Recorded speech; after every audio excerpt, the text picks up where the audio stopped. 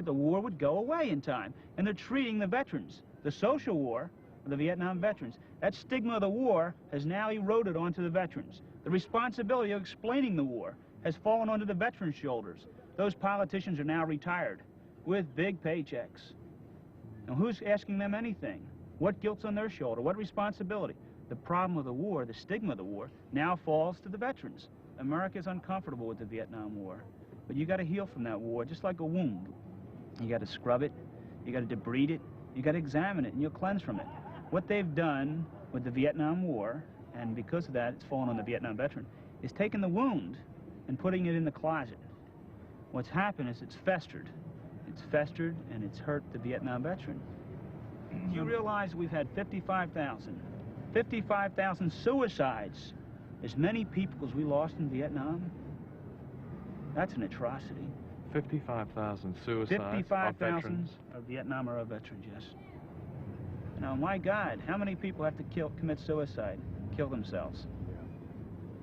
You know, it's myself, my own brother, he spent 1 year in combat, 3 years with a chemical warfare unit in Vietnam, 4 years total. I was the casualty of the war directly. I came home in a stretcher. I got shot in the back, both legs, stabbed in the left arm. I was paralyzed in my right hand with a piece of shrapnel. I was wounded in the neck, the head.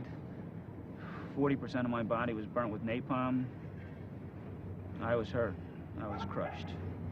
Could I explain the war when I come home? No. I remember the New York Times calling me, talking to me, and they said, Captain Christian, what was my philosophy on the war? I only graduated from high school, so I didn't know what my philosophy was supposed to be.